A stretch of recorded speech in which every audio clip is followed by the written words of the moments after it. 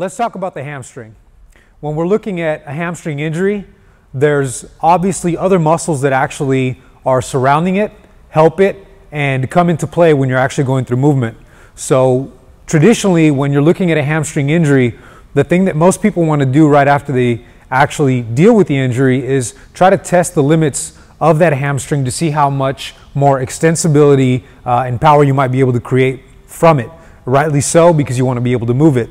So let's say if I do actually go through a hamstring injury, I kind of traditionally maybe want to go into a little bit of a hamstring stretch and see if I can take that tension out of there, maybe see if that pain is gone. But what I want you to take a look at is the way that the body functions. And so to begin with, let's look at what's happening with the leg itself. So the hamstring can't work without the quadricep and vice versa. That's just the way that we move, that's the way that we walk, and that's the way that we function. So what we also want to take a look at is maybe anything that's connected up into the hip. Now it's very important to take a look down below and up above, but let's go local for right now and let's talk about what's happening with the ham, okay? So if the hamstring has been damaged, typically what ends up happening is you've got an overextended hamstring, or it's been overexerted, and in most cases the quadricep is on way too hard. And to explain that a little bit better, I want you to take a look at something. And so if I'm in a chair most of the time and I'm seated, what's happening is my hamstring is very lengthened, my quadricep is very shortened, and then as I stand and I go into a movement and maybe I'm doing something like this, I'm still extending and tightening a lot of my quadricep. So that movement could end up overextending that hamstring or not allowing it to turn on as much if I have a propensity to flex my quadricep more so. Okay, we're already dominant creatures in the quadricep, right? So let's go ahead and try to release both of those. And here's what we're going to end up doing. We're going to release the quadricep to alleviate any overextension of the hamstring, which will allow the hamstring and the glute to turn on a little bit better when you do go into any movement. And what it'll also help us do is reduce the amount of anterior pelvic tilt. So let me follow up what I just mentioned to you with another little explanation. When the quadricep and the psoas, okay, is very tight, it can throw the hip forward. Now, if I throw my hip forward, again, my hamstring is lengthened, and it's probably going to be that much more susceptible to overexertion or over-elongation and not be as active. But if I can neutralize my pelvis and neutralize my spine, then I'm going to have an ability to be able to activate that tissue better. And I'm explaining that so that you can take a look at how we'll be able to rehab it, or at least approach your biomechanics and your physical movement before we automatically go into the traditional stretching of the hamstring. And so what we're looking at in one sense is what's called reciprocal inhibition. So if the quadricep is very shortened and the hamstring is very lengthened, let's reverse that a little bit to alleviate the hamstring.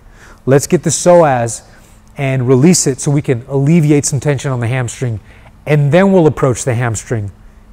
In all, it's all going to help. Okay, and by default, you're actually going to end up helping the front side, the psoas, your quadricep, and your lower back, which in the end ends up improving your efficient biomechanics, movement mechanics. So what we're going to start off with is melt, mold, move.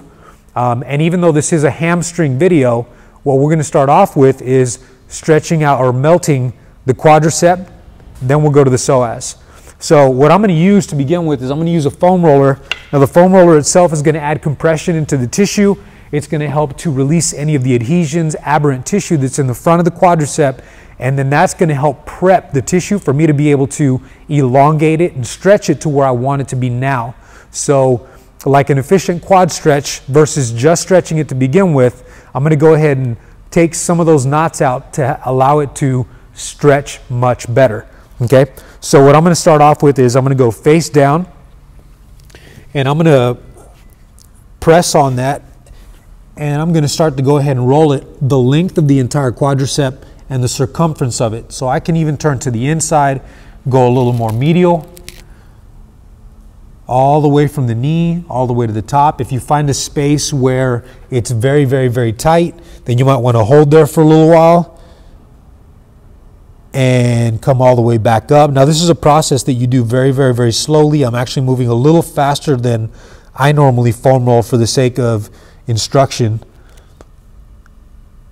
But I would spend anywhere in between 4, 5, maybe even 10 minutes on each quad, depending on how much tension you really have. And you may have on the side where you actually damage the hamstring. One way to really take a look and see whether or not it is very uneven or very asymmetrical, you might have that one quadricep be quite a bit tighter than the other. That's just one way to see whether or not you do have that imbalance, and only in one portion of your body. There are other things that we can take a look at, but again, we're looking at it locally.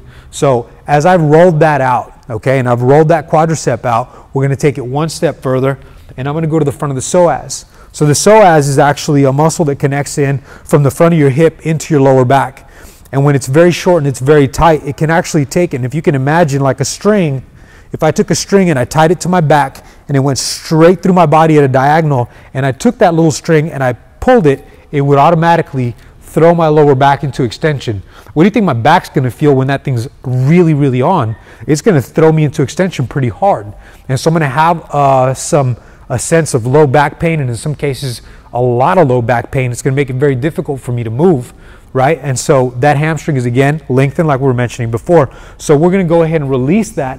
And I'm going to use a baseball in this case. You could use a tennis ball if you have a lot of sensitivity.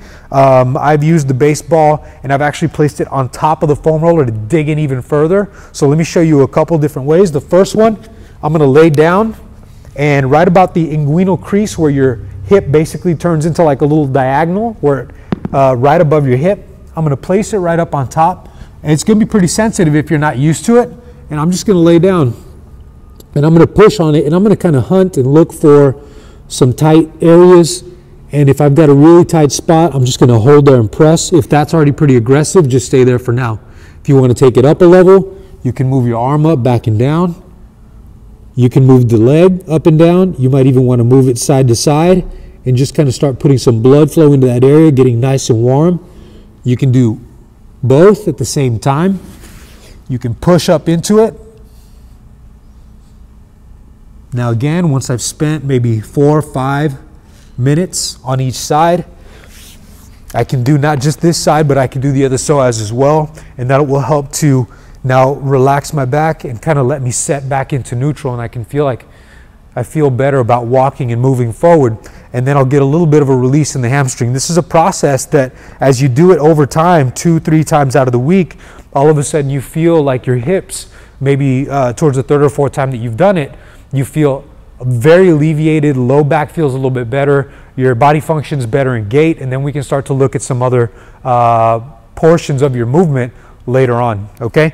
So we've done these 2, okay? So we've melted, we're gonna go ahead and do the last one, which is going to be the hamstring, and then we'll go ahead and stretch it. So basically what we're doing is it's like an ice cold steak.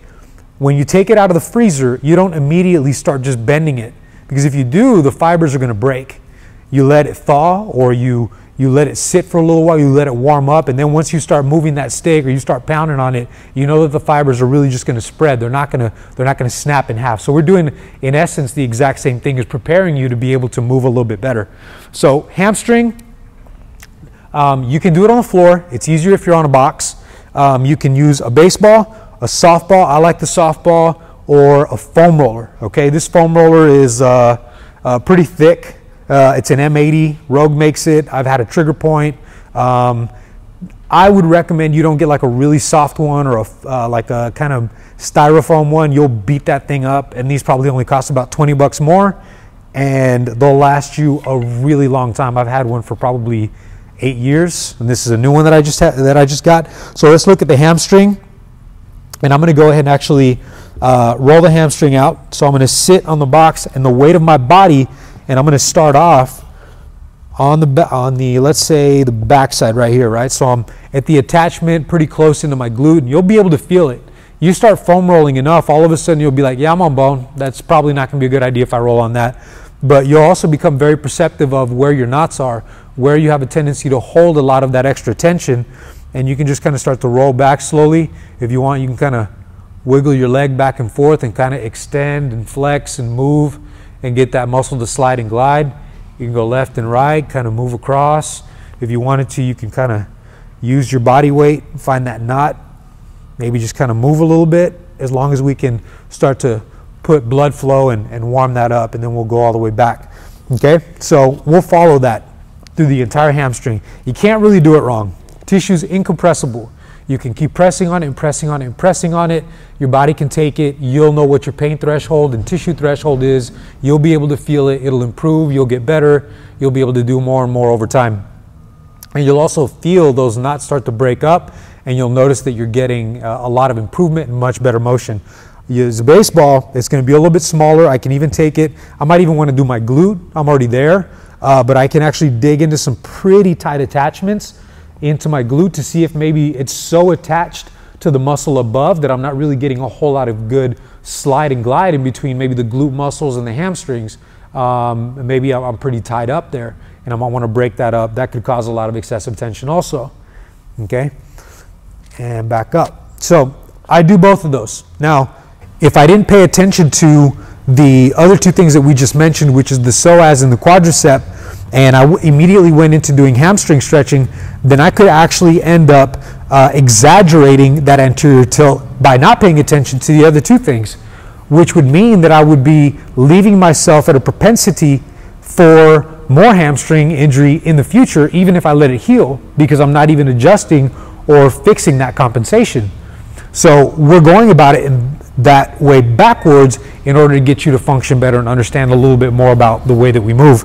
So if I've already worked on the psoas, the quadricep, I'm going to break that up a little bit first, and then we'll go ahead and go into moving a little more. So I'm going to go ahead and put my leg down on the floor. I'm going to have my leg up on a box. You can decide to keep your foot on the ground if you want to. What I'm going to do is I'm going to use this position to be able to extend the quad just a little bit, and the psoas is going to pretty much get included in that same movement. It's very local. I'm taking the foot out of it. All I'm doing is the quadricep stretch and the hip stretch by itself. So it's pretty strong stretch to begin with. And I'm going to reach back just a little bit, and I'm just going to hold. Now that tissue is already warm, and I'm trying to elongate it to where I want it to be. I might want to test the range, give it a couple of different positions. Up behind me, I might want to rotate the other way and see where I have the most amount of tension in this quadricep. All the meanwhile, I'm relaxing the quadricep. My hamstring is getting a little bit of reprieve. My psoas is releasing, and my back is getting some reprieve as well. So when I come up, I go into the hamstring. Now I'm going to choose a seated position just because it's more stable. It's going to be easier for me to look and find and maybe move my foot a little bit. And I want to be able to just kind of lightly go into maybe a couple of different spots. So maybe forward the way everyone's used to. I might want to reach out to the side a little bit because that'll still get a little bit of the hamstring. And if you've got a pretty strong injury and you're having to hold your weight up at the same time, it's going to be a little more aggressive. Hold your stretches anywhere in between 20, 30, 40 seconds. If you want to take it to a minute, that's really just a matter of, can your body take it? Can you deal with the amount of tension at that time? But let's try to do at least maybe 20 seconds. Do enough that you can have the tissue change and test your limits on your own. You might want to just do a few the first day. Just remember that it's going to take time for you to heal. So in the areas where you feel like you've got a lot of tightness, measure the stretch based on where you feel like you are now. The next day may be a lot easier, okay? So you'll get a chance to try it again. So now that we've melted and we've molded, okay? We've melted the tissue, we've stretched it out. Now we're gonna have to work on moving it. So I'm gonna give you just a few moves to kind of test to see whether or not you can move the body into some traditional movements that you'd like to move into again, that you would like to do without pain or pain-free. And so let's start off with something very, very basic. You squat, you sit and you stand every day. And so all I'm gonna do is just choose a neutral stance, and I'm slowly going to squat back and down, and I may feel some of that hamstring, and I may not totally. But what's good is that now I'm moving it through a little bit of a range, and I could just test that, maybe do about 5 of those. I might want to stagger my stance and try that out. 5 with that staggered stance, 5 with another staggered stance. Once I move from there, I might want to go into reaching forward, stretching the hamstring out, and maybe the quad out. So I'm literally moving into a little bit of a pivot. And so I would take my right leg, let's say the right hamstring was the one that was stretched, and I'd want to maybe go for a forward reach first, and my hands extended in front of me will kind of turn my hamstring on just a little bit, and then I would come back, I'd land on it, and then I'd reach up to stretch out the same front side of that hamstring just to kind of see if it can react to that movement forward and back. Okay, now this is just one plane of motion. I might want to reach a little bit lower as I feel like it's getting better, and then pivot back, and again reach up so I can hit that front side again. And as I'm doing the other side, I'm actually still testing that ability for the other leg to take weight onto it as I pivot back and I reach up and do the other side to work on both hips, both quads, and really start to work on the total package, quads, hams, psoas on the front side, right? So once those two things are done, that's just a good way for you to test that. You can actually even reach in different positions. So if I'm looking at a clock across the table, or I'm looking at a clock down on the floor, I can reach my hands or even move my foot in those different positions, just the way that I live my life. So the technique that I'm telling you about right now is very simple. It's melt, mold, move. It's a great way. It's something that I've learned that's really helped me out, helped a lot of my clients out. And it's a technique that in that order, in that sequence, allows you to heal the fastest that you possibly can, and actually gives you an approach that you can start off rehabilitating into what would be your more functional movement. And what I like to follow is applied functional science, that we can actually start to go into more functional movements in the future. So we'll follow up with a more functional video that will be the progression to what I'm doing today, that will allow you to learn and understand a little bit more about how you can take this rehabilitative process and make it a more functional movement till you're jumping all over the place and doing exactly what you want to do all over again. Hope you have a great day. We'll see you soon. For more content, go to yieldfitness.com or follow me on Facebook at Yield Fitness or Instagram at Yield Fitness.